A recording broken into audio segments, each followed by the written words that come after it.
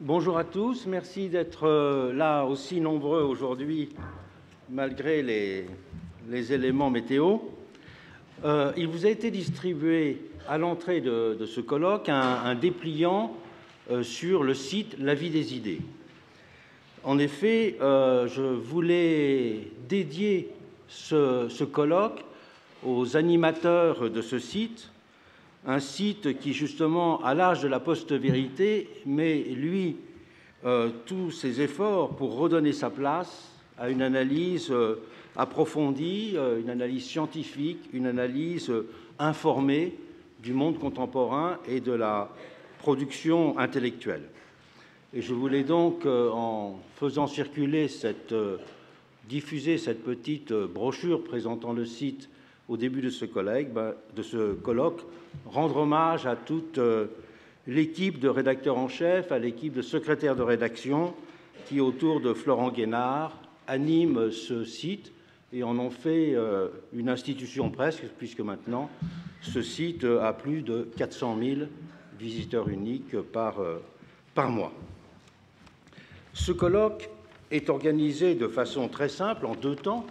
Pendant cette matinée, nous essaierons de définir la situation présente, cet âge de la post-vérité, pour voir comment le caractériser, comment il est advenu et comment aussi, peut-être, il s'est récemment aggravé, avec notamment l'analyse qui sera faite du monde de l'Internet dans l'entrée dans ce nouvel âge. Et puis l'après-midi sera consacré à une analyse à la fois des expérimentations et des conditions scientifiques dans lesquelles on peut imaginer que cette tendance puisse être contrecarrée et inversée. Il y a en effet une urgence pour nos démocraties de sortir de cet état de choses présent.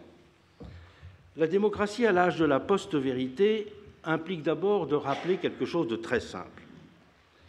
C'est qu'il y a 3 conditions, on pourrait dire 3 préconditions, à l'accomplissement démocratique. Il y a d'abord la confiance des citoyens dans les institutions et les gouvernants. La confiance, on l'a dit depuis longtemps, fait partie de ces institutions invisibles avec la légitimité et avec l'autorité qui permettent d'économiser des institutions elles-mêmes, des procédures, et qui, dans l'ombre des sociétés, si j'emploie ce terme d'institutions invisibles, c'est en effet parce que je fais référence à un livre les plus célèbres de sciences politiques de l'après-guerre, qui est le livre de Guglielmo Ferrero, qui s'appelait « Les génies invisibles de la cité », et qui était une réflexion sur le fait que le pouvoir ne pouvait pas simplement être défini comme un rapport de force et comme un ensemble d'institutions, mais qu'il devait aussi être défini à partir de ces institutions invisibles qui sont donc au nombre de 3. La confiance, c'est la possibilité de faire une hypothèse sur le comportement futur de quelqu'un, et la confiance a donc également une fonction de projection démocratique. C'est-à-dire que la confiance prolonge dans le temps ce qui peut résulter d'une procédure comme l'élection, qui établit instantanément une forme de rapport. La confiance étend dans la durée ce moment procédural. La deuxième précondition de l'accomplissement démocratique, c'est bien sûr la capacité des citoyens à délibérer rationnellement de l'intérêt général, à exprimer leurs différends et à sélectionner sereinement leurs représentants et leurs gouvernants. La troisième précondition de l'accomplissement démocratique, c'est la possession d'un langage commun pour décrire les faits et affronter la vérité, autant que pour formuler des désaccords et des convergences également. Il y a un nom qui s'impose comme étant celui qui a, dès la fin du XVIIIe siècle, le plus longuement réfléchi à ces 3 préconditions, c'est bien sûr le nom de Condorcet. Et c'est donc sous l'égide de Condorcet, en quelque sorte, que je présente cette introduction. Condorcet a souvent été cité et souvent été lu comme étant l'auteur du théorème du jury, Le théorème du jury de Condorcet, vous le savez, démontre que lorsque un grand nombre d'individus votent sur une question binaire, les résultats majoritaires peuvent correspondre à la vérité, entre guillemets, si trois conditions sont respectées: une condition de l'hypothèse éclairée, une condition d'indépendance et une condition de sincérité. Condorcet a ainsi été, pourrait-on dire, le premier théoricien de la démocratie épistémique. Et Juliette Roussin fera, à la suite de mon exposé, une présentation de l'état de la réflexion sur la démocratie épistémique aujourd'hui.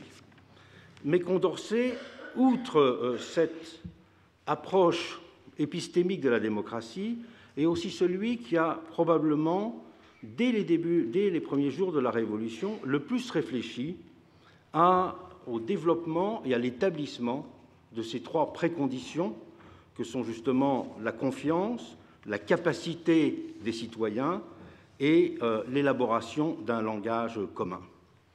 Cette confiance, qui était établie dans un rapport d'élection, elle a été réfléchie par Condorcet comme étant liée à des formes spécifiques d'élection.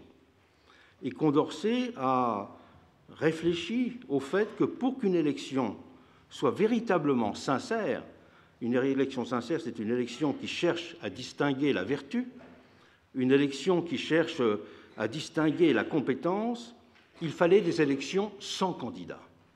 En effet, si une élection est l'affrontement d'ambitions personnelles, si une élection est le débat, en quelque sorte, pour la conquête d'un avantage qui serait celui d'être représentant, alors l'élection est faussée.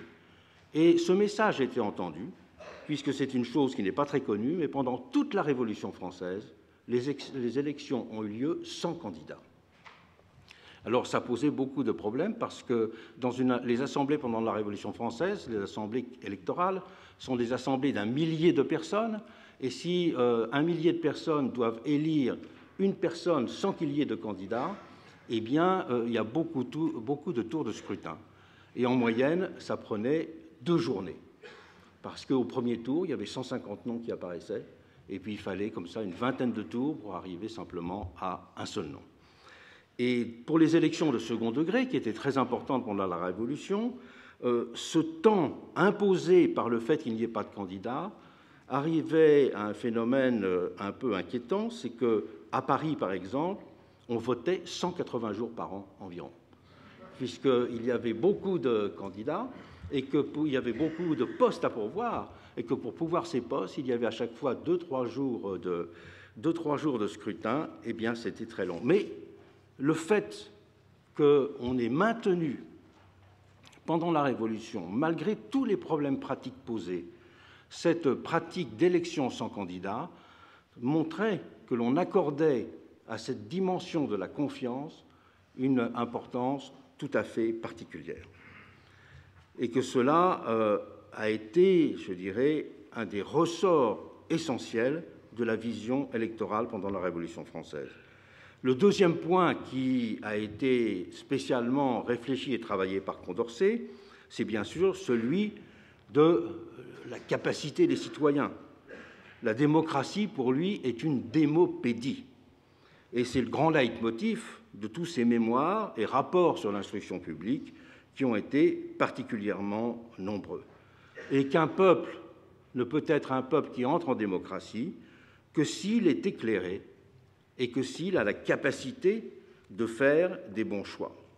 Selon la formule de l'époque de Mirabeau, qui était reprise par pratiquement toutes les personnalités révolutionnaires, il disait que l'ambition de l'époque et l'impératif de l'époque était, je le cite, de combler l'intervalle immense qui existe entre les institutions et les habitudes.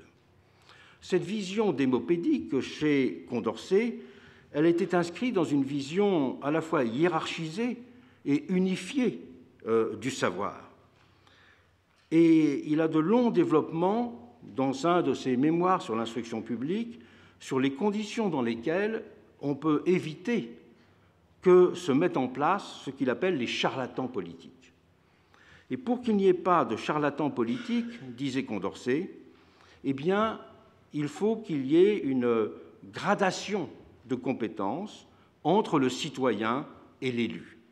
Et donc, une même chaîne de savoir allant de la maîtrise la plus modeste du savoir à la maîtrise la plus élaborée fasse le lien entre les citoyens ordinaires et ceux qui le représenteront.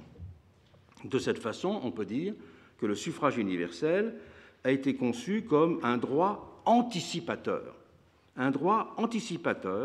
d'un État social dans lequel tous les citoyens deviendraient éduqués. Et cette dimension anticipatrice du suffrage universel, pendant la Révolution française, a été illustrée au premier chef par la Constitution, qui est la dernière constitution révolutionnaire, celle de l'an 8, dans laquelle il est indiqué que l'on donne à tous les citoyens un répit de 12 ans pendant lequel ils doivent devenir des citoyens éduqués et des citoyens utiles aux autres, et qu'au-delà de cette période de 12 ans, s'ils ne sont pas devenus des citoyens éclairés, eh bien, ils n'auront plus le droit de vote. Mais Napoléon ayant fait un coup d'État avant la fin des 12 ans, la mesure n'a pas pu être mise en place. Mais on peut dire que dans toute la philosophie de Jules Ferry, il y avait bien cette idée qu'au fond, le suffrage universel était une anticipation d'une situation dans laquelle tous les citoyens se seraient également éclairés. Le troisième élément de réflexion de Condorcet est celui d'une réflexion sur les conditions de constitution d'un langage commun. Condorcet, c'est peut-être un des points les moins connus de son œuvre, a été le fondateur d'un périodique qui s'appelait le Journal d'instruction sociale. Journal d'instruction sociale qu'il a dirigé au début 1793 avec Sieyès et avec Duhamel, qui était le directeur de l'Institut des sourds-muets. En effet, dès le début de la Révolution, on voit une préoccupation, c'est le fait que la démocratie est parasitée par l'abus des mots, par le fait que les mots n'ont pas le même sens pour tout le monde, et que s'il n'y a pas un langage commun, eh bien, le débat politique ne peut pas être un débat rationnel. Et, dit Condorcet, la crise du langage est toujours une crise du lien social et une crise de la politique.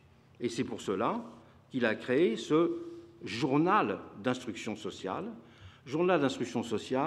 qui s'est présenté comme ayant pour objectif de combattre les charlatans politiques en proposant aux citoyens le fait de pouvoir parler une même langue. Et donc, chaque numéro de ce journal était consacré à éclairer des grands termes de la période révolutionnaire, la notion de peuple, la notion de représentation, la notion de révolution même.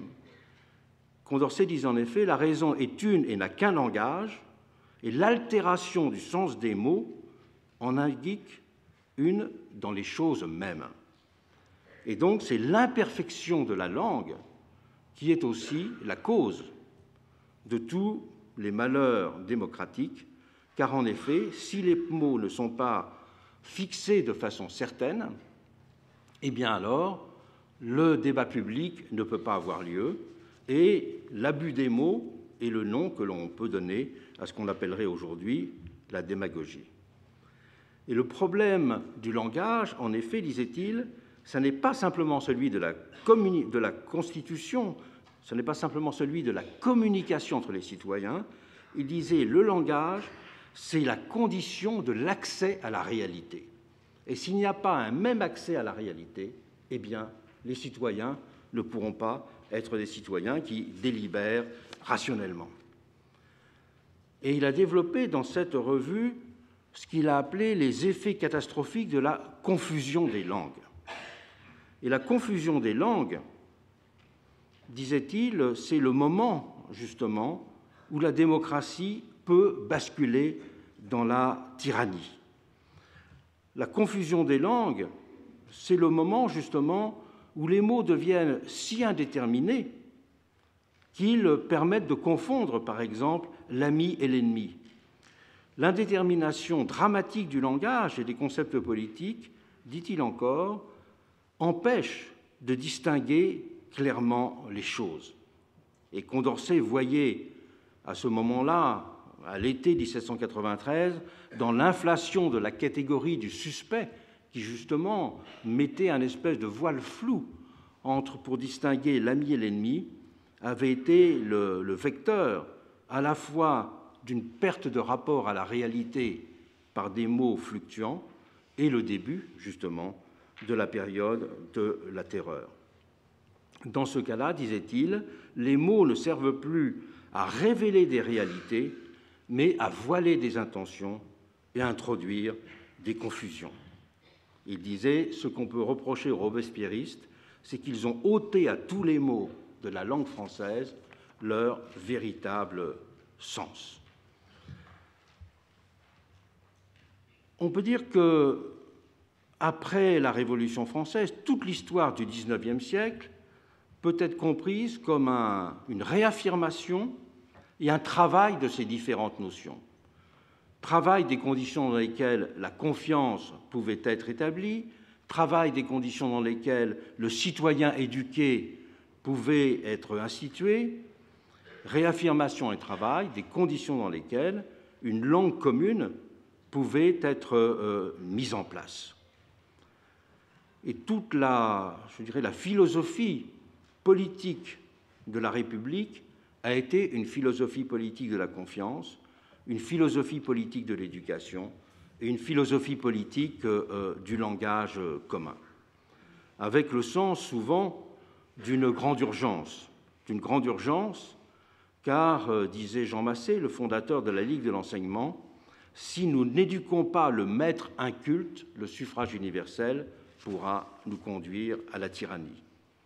Mais en même temps qu'il y avait cette utopie de développer ces trois préconditions de la vie démocratique, il y avait la reconnaissance qu'elles avaient un caractère problématique elles-mêmes. En effet, le suffrage universel, c'est à la fois, bien sûr, la recherche des capacités, l'exercice des responsabilités par des citoyens informés, mais le suffrage universel, c'est aussi un statut. Le droit de vote, c'est aussi un statut. C'est aussi non plus une capacité, non plus une fonctionnalité, mais un droit, et qu'il y a toujours une tension entre le droit et la fonction.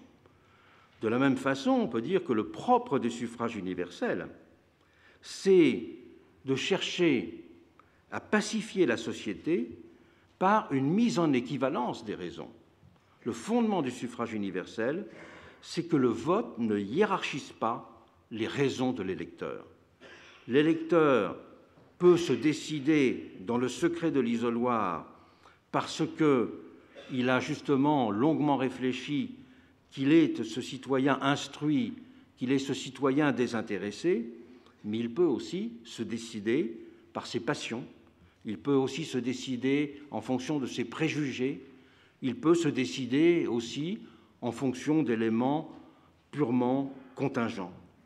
Et donc, le propre du suffrage universel, paradoxalement, c'est de requérir un citoyen éduqué, mais d'être fondé sur le principe, sur l'acceptation plutôt, sur l'acceptation du fait qu'il n'y a pas de différence entre la raison et l'opinion, qu'il n'y a pas de différence entre la conviction et le préjugé, qu'il n'y a pas de différence entre la passion et la réflexion, et que cela, c'est la condition même de la pacification sociale. Car s'il faut hiérarchiser les raisons, qui sera le juge de cette hiérarchie? S'il faut distinguer l'opinion de la passion, la conviction de la réflexion, qui sera le juge? Alors certains, à un moment, ont pensé justement qu'il fallait établir une hiérarchie de ces motivations du vote, et en Belgique, par exemple, il a été mis en place pendant toute une période, à partir de 1883, un examen pour être électeur. Donc, on faisait passer un examen pour être électeur. Alors, chacun sait qu'il y a trois façons de choisir des personnes. On peut choisir des personnes en les tirant au sort. Cela veut dire qu'on peut choisir, on valorise le quelconque, si je peux dire. On peut choisir quelqu'un par l'élection, avec les différentes indéterminations que j'ai dites, et on peut choisir quelqu'un par un examen ou un concours. Mais qui dit examen ou concours dit programme et dit jury d'admission.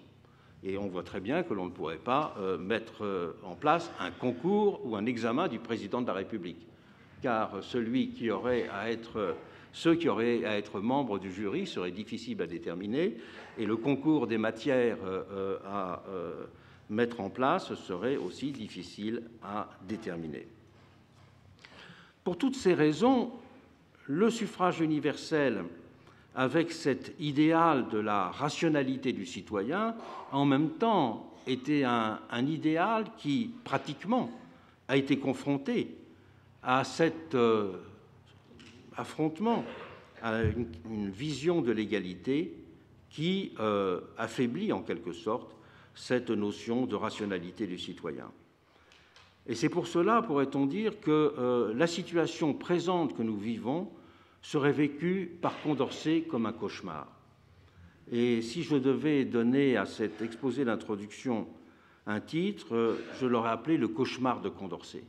Comment, en effet, dans une société dans laquelle le niveau moyen d'éducation a autant progressé, comment, dans une société dans laquelle l'effort d'éducation a fait des questions de la langue quelque chose d'aussi important, comment, dans cette société, vivons-nous la confusion des langues, vivons-nous la confusion de la raison et de l'opinion, et comment, dans cette société, vivons-nous une érosion aussi importante de la confiance avec le développement de la défiance. Il y a en effet actuellement, et si on peut dire ce qui caractérise au sens le plus large du terme cet âge de la post-vérité, un affaissement de ces trois préconditions que j'ai mentionnées. Un affaissement de ces trois préconditions et une exacerbation des tensions structurantes de la démocratie. Érosion de la confiance, tout d'abord. Et cette érosion de la confiance est d'autant plus marquée qu'il s'est lié au déclin des deux autres institutions invisibles. Déclin de l'autorité et déclin de la légitimité. L'autorité, on le sait, se définit par le fait de pouvoir prendre des décisions ou énoncer des principes qui soient suivis sans que l'on ait recours à la force ou sans qu'on ait recours à la persuasion par argument. Ce sont les développements qui ont été faits fameusement par Kojève et Arendt sur la question. Cela veut dire, d'un certain point de vue, qu'il y a une contradiction entre l'idée même d'autorité et celle de démocratie, puisque la démocratie, en son principe, fait débat de toute chose, alors que l'autorité présuppose qu'il y ait la possibilité, par un statut détenu par des personnes, d'imposer ses vues, d'imposer son savoir sans être discuté. On peut dire que l'autorité définit, en ce sens strict du terme, un monde qui est un monde qui tient soit à la tradition, soit à la religion. Et que dans une société sécularisée, dans une société démocratique, il y a, dans ce sens originel et strict du terme, un déclin de l'autorité. Qu'il y a aussi, pourrait-on dire, un déclin de la légitimité. Il y a un déclin de la légitimité qui est lié très simplement dans nos sociétés à la coupure croissante entre le moment électoral et le moment gouvernemental. La légitimité, elle est donnée par le fait qu'il y ait l'onction d'une majorité ou d'une très grande majorité ou d'une petite majorité, mais peu importe, qu'il y ait une onction de la généralité sociale. Et il y a la présupposition que dans cette onction électorale, il y a la promesse, je dirais, d'un engagement dans le temps, puisque une personne qui est élue n'est pas simplement élue en fonction de ses talents personnels, mais élue aussi en fonction des idées et donc des programmes et des projets qu'il représente. Or, nous vivons dans des sociétés dans lesquelles la coupure est de plus en plus grande entre le moment électoral et le moment gouvernemental, parce que nous sommes dans des sociétés qui sont des sociétés dans lesquelles l'indétermination domine, dans lesquelles la planification dans le temps recule, et donc où cette projection dans le temps de l'élection est remise en cause. Et dans ces conditions-là, la confiance joue un rôle de plus en plus fort. On devrait jouer un rôle de plus en plus fort. Dans un monde dans lequel l'autorité décline et dans lequel la légitimité est affaiblie, la confiance devient essentielle. Or, cette confiance elle-même s'érode. Elle s'érode parce qu'il y a un caractère affaibli de la représentation dans l'élection. Il y a un caractère affaibli de la confiance parce qu'il y a un sentiment de désappropriation, un sentiment d'opacité dans le monde politique. Et que du coup, progressivement, l'idée des élites, l'idée des experts constitue une réalité en soi et non plus simplement un élément de structuration de chaque milieu, ce qui en est fait caractéristique du monde politique du XIXe siècle, c'est que chaque milieu avait ses élites, chaque milieu avait ses experts, et qu'il ne formait pas ce qu'on pourrait appeler un groupe social, mais était un élément de la vie d'une communauté ou d'un milieu social déterminé.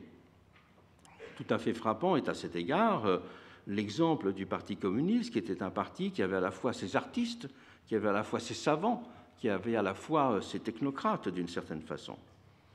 Et donc, au moment où la confiance devrait être l'institution invisible centrale, elle est fortement affaiblie. Deuxième affaiblissement, c'est celui de la déconstruction de la raison et de la relativisation de la vérité. C'est pour nous, évidemment, la question essentielle de ce colloque. Et cette déconstruction, cette relativisation, elle a deux dimensions très différentes. Elle a une première dimension, et on y reviendra bien sûr dans le colloque, notamment, je pense, au moment de l'exposé de Gérald Bronner. Elle a d'abord une dimension cognitive. Elle a une dimension cognitive avec deux éléments sociologiques. D'abord, ce qu'on pourrait appeler la multiplication des demi-savants à l'âge de l'éducation de masse. Et cette multiplication des demi-savants ou des demi-connaissants entraîne un certain relativisme et abaisse la distinction entre le savoir et l'opinion. Et d'autre part, la complexification du monde et son opacité entraînent le développement de rationalités compensatrices, du type de celles qui s'affirment avec les théories complotistes, qui donnent le sentiment à certains de reprendre possession du monde et de le percevoir avec une certaine cohérence. Et ces deux faits abaissent mécaniquement l'autorité du savant et de l'expert. Et donc, la conception qu'il y a aujourd'hui de la connaissance est affaiblie de ce fait même. Carlo Ginzburg parlait à propos de l'Italie des problèmes posés par des attaques sceptiques. Et je crois que, alors que le scepticisme informé peut être un moteur de la connaissance, alors que le soupçon argumenté peut être aussi un moteur à la fois de la connaissance et de la vie publique, les attaques sceptiques, au contraire, sont le moyen d'organiser confortablement une dissociation de l'opinion et de la connaissance, de l'opinion et de la vérité. Et nous verrons tout à l'heure les conditions dans lesquelles il peut y avoir eu un rôle accélérateur de l'Internet dans ces phénomènes. Et chez des personnes de plus faible niveau d'éducation, pourrait-on dire, il y a un certain confort dans le refuge, dans les théories complotistes, parce qu'elles vont remplir, au-delà de la dimension cognitive que j'ai précédemment mentionnée, une fonction d'identification politique. Et c'est la raison pour laquelle, hélas, aujourd'hui, la guerre des vérités ou la guerre des raisons redouble la vision d'un monde bipolaire constitué par ce qui serait l'opposition entre un peuple et des élites. Et qu'elle est d'une certaine façon, cette guerre des vérités, à la fois un substitut et une des formes contemporaines de la lutte des classes. Et ce phénomène est d'autant plus marqué qu'est perçu dans l'opinion le poids d'une vision technocratique ou d'une vision experte qui considère que nous vivons dans un monde dans lequel il n'y a pas le choix. Et moins les différends, moins les indéterminations sont reconnues, plus les croyances et les convictions s'imposent comme des formes d'opposition et de résistance à des raisons et à des savoirs qui ne sont perçus que comme les expressions de formes de domination sociale. Et par construction, les arguments pèsent donc peu ou pas du tout pour critiquer ces croyances et ces convictions. À côté du précédent ressort cognitif de déconstruction de la vérité, il y a donc un ressort politique et social absolument essentiel dans cette déconstruction. Et je n'ai pas à insister sur les conditions de destruction du langage commun. Le fait est que ces trois éléments, déclin de la confiance, relativisation de la vérité et destruction du langage, vont de pair et s'auto-alimentent en formant le cercle mortel, pourrait-on dire, pour la démocratie de la post-vérité, et qu'ils constituent à leur façon une dimension du populisme comme forme politique. Le populisme comme forme politique, au sens où j'ai essayé de le définir dans un des cours ici, et non pas simplement comme vague dénomination de ce qui serait un style politique. Et le but de ce colloque, cet après-midi en tout cas, sera d'essayer d'appréhender les conditions dans lesquelles on peut à la fois restaurer la confiance, on peut rétablir en quelque sorte une unité de la raison qui remédie à cette dissociation mortelle de la raison et de l'opinion et qui reconstruit des éléments d'un langage commun. C'est donc peut-être d'autres pratiques de la raison, d'autres pratiques politiques aussi, qu'il faudra développer pour parvenir à remédier à ce qui devient aujourd'hui non pas un problème que l'on a pu penser à un moment comme mineur, mais comme un problème structurant l'avenir même de nos démocraties. C'est en effet, quand on voyait ces problèmes il y a quelques années, on les imaginait comme relativement marginaux, alors que l'on voit maintenant qu'ils sont véritablement au centre de l'évolution des démocraties, et cela partout dans le monde.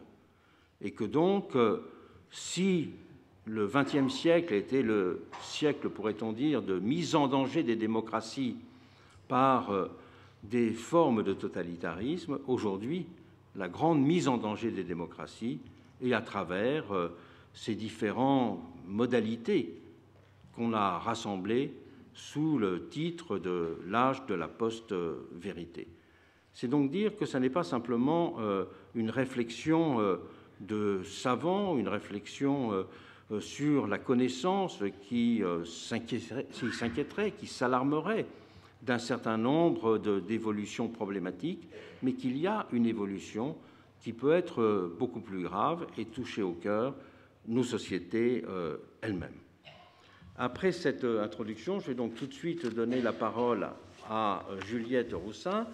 Juliette Roussin, qui est maître de conférences au Collège de France, qui a terminé il y a relativement peu de temps sa thèse justement sur l'évolution de des théories normatives de la démocratie épistémique, va nous rappeler ce qui est très important pour notre propos, les conditions dans lesquelles ont été formulées des théories de la démocratie reposant sur cet idéal de rationalité, et elle va nous aider à évaluer les conditions dans lesquelles ces théories ont à la fois essayé d'aller beaucoup plus loin que ce qu'indiquait Condorcet, mais en même temps peut-être de buter sur les mêmes problèmes que celui-ci a rencontrés et que nous rencontrons nous-mêmes aujourd'hui. Donc la parole est à vous, Juliette.